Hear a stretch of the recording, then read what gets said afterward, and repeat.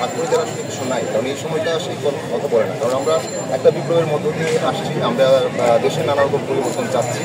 সেই সময়ে আমরা জানি যে অনেকে নীরব থেকে বা অনেকে সম্পৃক্ত থেকে অভিনয় শিল্পের মানুষ ওনারাও নানাভাবে একটা সরকারকে আসলে প্রশ্রয় দিয়েছেন বা তাদের সমর্থন দিয়েছেন।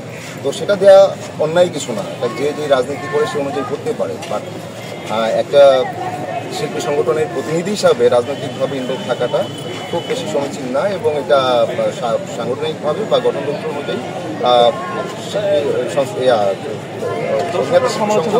আসলে অরাজনৈতিক সংগঠন। তো সেই জায়গা থেকে আমরা কথা বলতে চাচ্ছি। তো ওনারা আমাদের সদস্য অসদস্য একটা খুবই আসলে হাস্যকর একটা ভাগ করে বিভাজন করে আসলে বসতে চান না।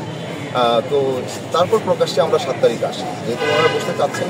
বাট আমাদের কথাটা বলা দরকার, কারণ যে সময়টা যাচ্ছে সেই সময়টাকে আদর্শিক করে রাখা দরকার আগামীর জন্য, এবং সেটার জন্য আসলে সংস্কার দরকার। তো এই সময়টাকে আগামীর জন্য আদর্শিক করার জন্যই, যেন এই সময়টা আগামীর জন্য আদর্শিক হয়ে থাকে, সেই চেষ্টাটা আমরা করছি।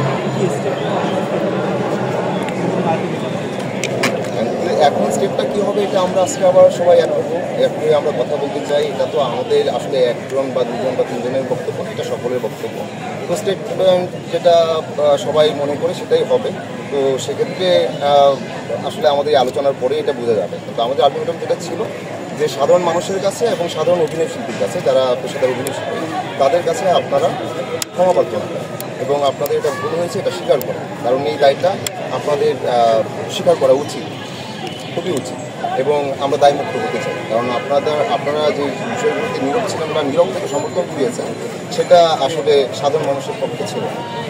এবং যদি বলি যে আমরা অভিনেতা হিসেবে কাজ করছি, দর্শকের ভালোবাসা আমাদের জন্য আশীর্বাদ।